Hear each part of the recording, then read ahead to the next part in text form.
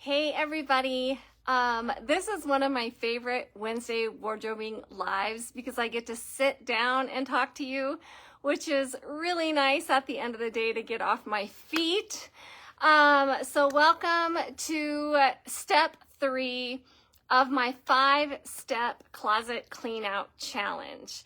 So you have gone through your closet and categorized it. That was step 1. You have gone through your closet and colorized it. That was step 2. Now it's time to get rid of those things that you haven't worn. And we're going to talk through some of the reasons why you may have a hard time doing that, or some of the excuses that we tell ourselves to keep ourselves from having to let go of those things. I find when I do my own closet, there's some things that are just easy. Like even as I'm going through the categorization process, I'm just like, yeah, I'm done with this. I'm over this. I'm not going to wear it again. And it could be not because there's anything wrong with it. I'm just tired of it. We get tired of our clothes after a time. And so those ones are easy. Those are like, and I find myself making those after doing this closet clean out so many years in a row. I find myself making those choices pretty quick. But then there's those other things that I know I didn't wear last year, but I'm still not quite ready to get rid of. Hey, Gloria. Hi, Richard. Hi, Anthony. Nice to see you guys. I know that I didn't wear them, but I don't have that just easy kind of comfort with letting it go for whatever reason. And we're going to talk through, like I said, some of those things that keep us from letting those things go. So what I recommend with this step is pull everything out of your closet that you haven't worn in the last year. So don't let yourself talk yourself out of it. Just pull it out, lay it on the bed, get it out of your closet so it's separate from your closet, and then create 3 piles. One is, I'm absolutely sure I'm done with this. It's going to be a donation. One is, I know I would wear this if I would get it tailored or hemmed or whatever. Like it's a small little fix that needs to be handled. Or I know I would wear this if I took it to the dry cleaners and got it dry cleaned. I just haven't been wearing it because it needs to be dry cleaned. So make that pile. And then your 3rd pile are all those things that you haven't worn, but you're not ready to completely pull the trigger on getting rid of. So that makes it a little bit easy. So my challenge to you with the middle pile, which is the, if I got it dry cleaned, if I got it tailored, whatever, I would wear it. My challenge to you is you do that this month, or like within 30 days, you give yourself a 30-day time frame. So right now we're 22nd of January. So by the 22nd of February, you have to have that item tailored, dry cleaned, whatever it is that needs to be done to it, or it's going to go in the donation pile. Because what you don't want to do is have another year of that sitting in your closet taking up space and you not wearing it because you didn't get it tailored, hemmed, whatever. So that pile you have to take action on within 30 days. So now we've got our donation pile. We know for sure we're getting rid of it. No problem. Don't need to think about it. And out of that pile, you're going to pull all the things that are really not even donation worthy, right? They're pilled, they're stained, they're torn, the zipper doesn't work, there's buttons missing, whatever, right? They're not donation worthy. Or they may be Salvation Army worthy, but they're not like, you know, maybe Dress for Success worthy, as an example. So you're gonna go ahead and get rid of those things. I call that my trash pile. They're just worn out clothes. So the trash pile, my donation pile, my need to get it tailored, dry cleaned, whatever pile, and then my other pile. And these are the things that I haven't worn, but I don't want to let go. So now I want you to ask yourself these questions about the things that are in that pile. Oftentimes, there are sizes that we don't wear anymore in that pile, right? So we've gained some weight, and there's a favorite thing that we have that doesn't really fit us anymore, but we think, you know, I'm going to lose the weight, I'm going to get back down, and I want to be able to wear that again. So that's a thing that we tell ourselves. Another one is, it's still fashionable and I love it, so why should I let it go? Well, okay, but why didn't you wear it last year if it's so fashionable? Something to consider.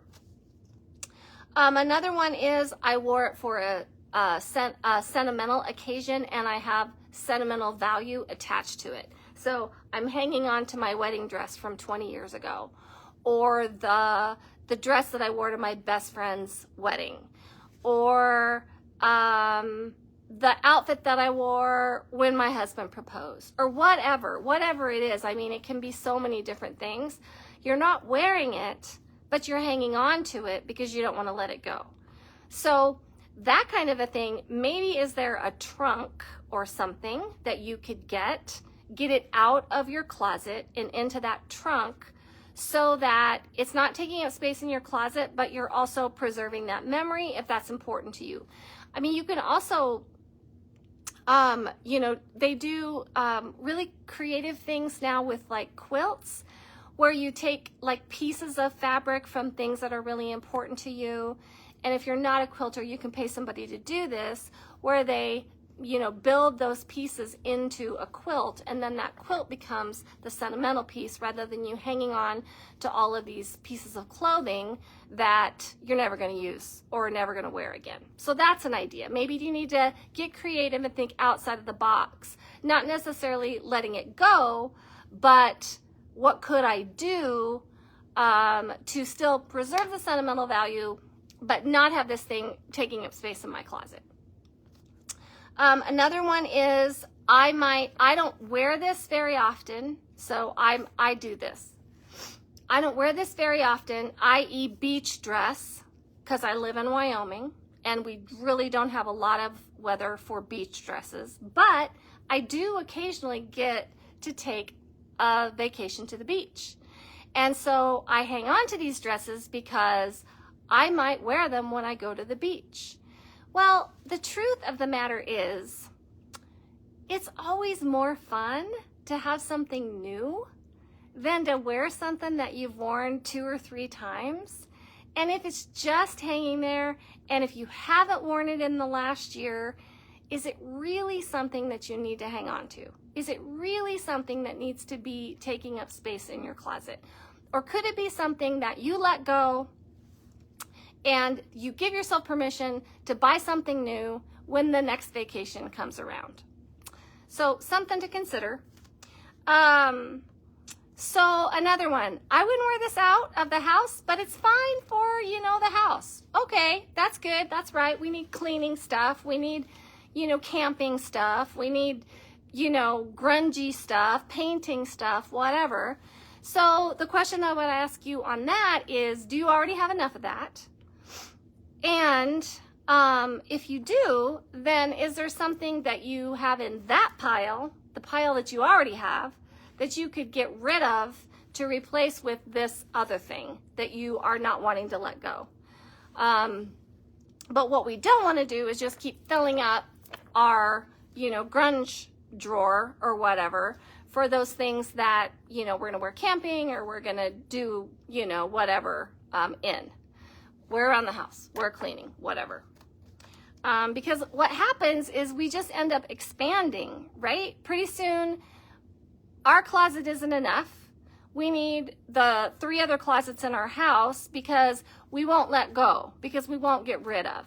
And that's what this whole vlog is about, is just really getting you to consider why you're hanging on to it and if it's legitimate.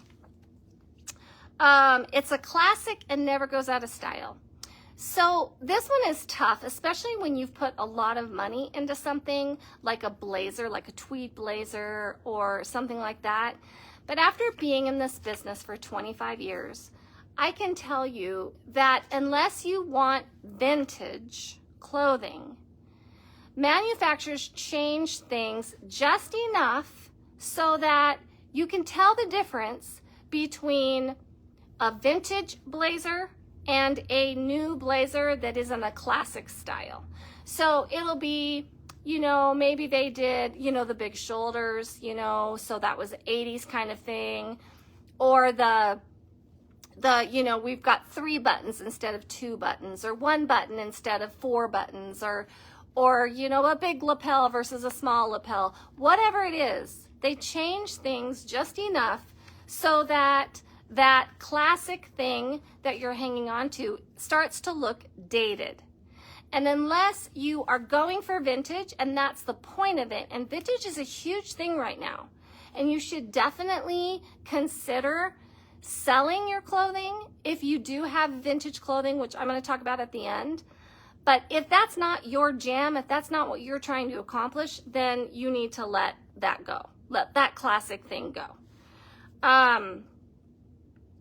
Okay, here's a big one. And I hear my customers say this a lot in the store.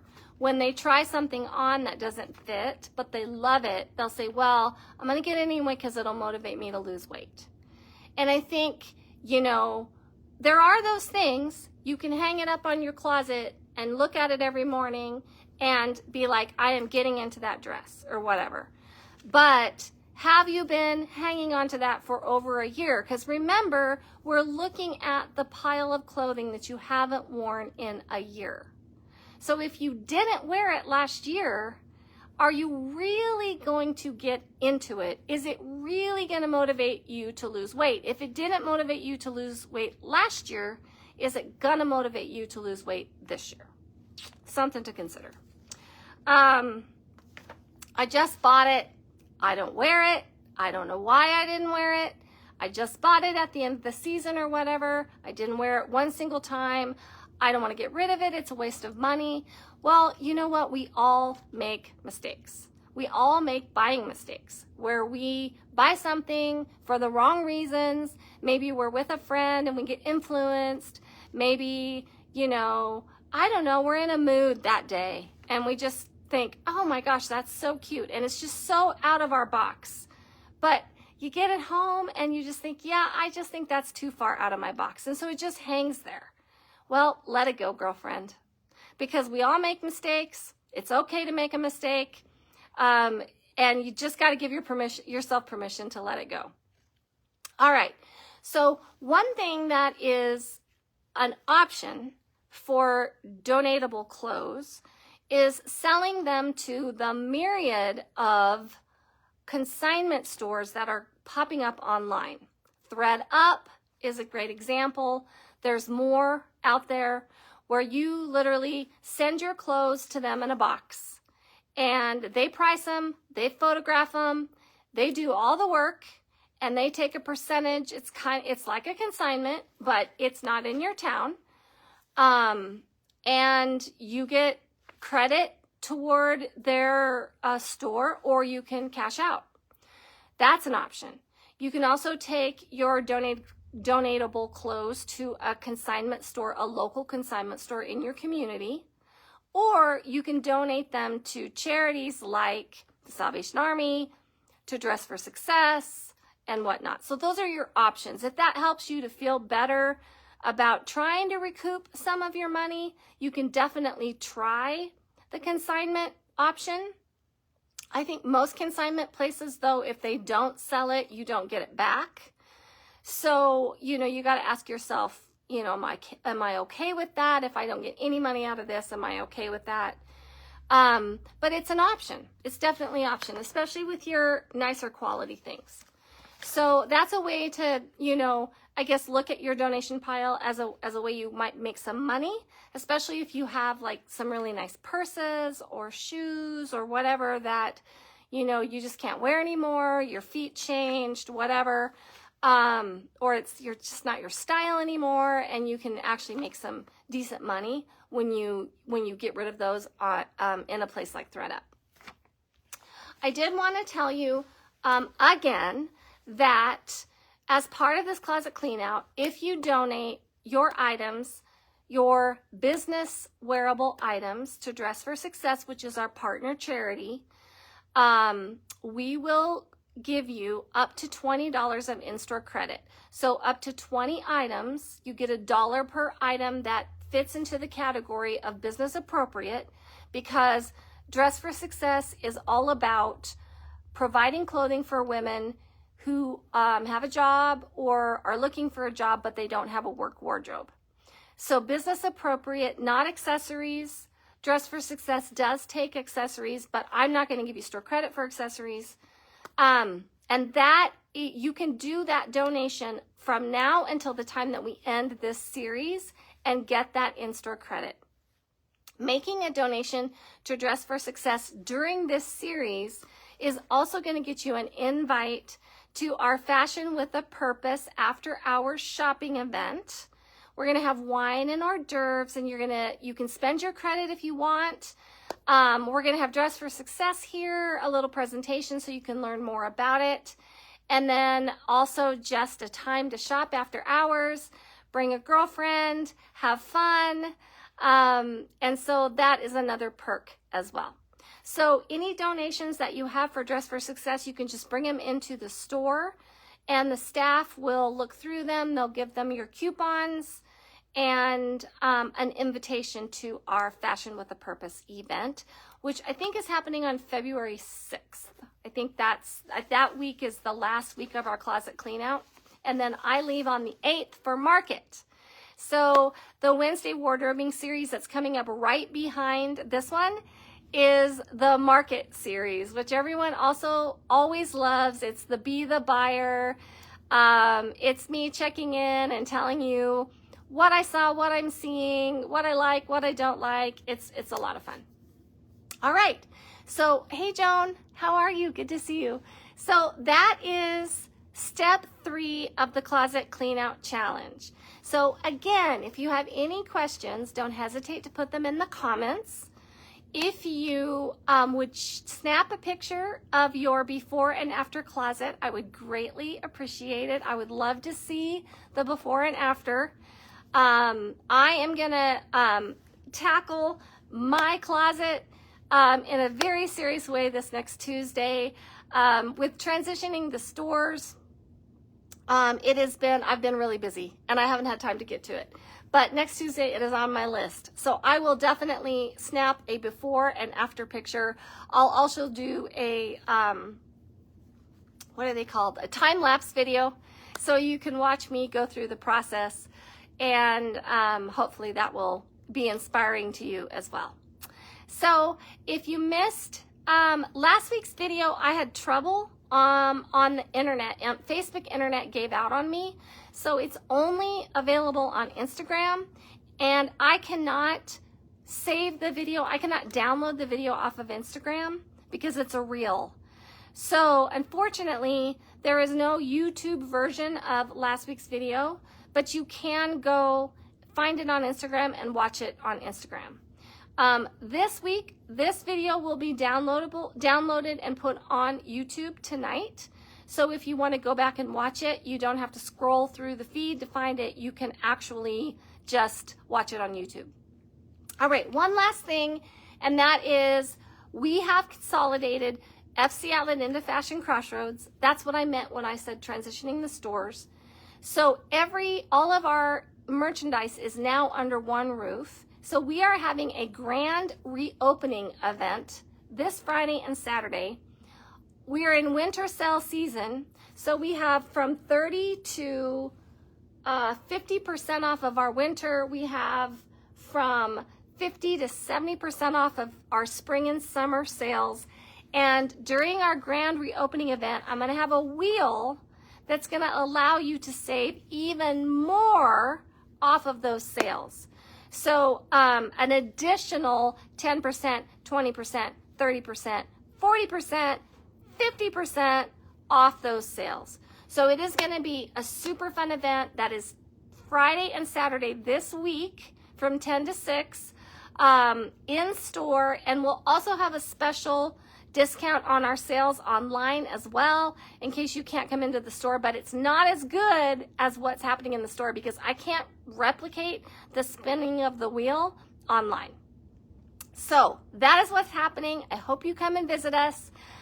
Share this video with somebody that you think would appreciate it. I appreciate you guys watching. Have a great night.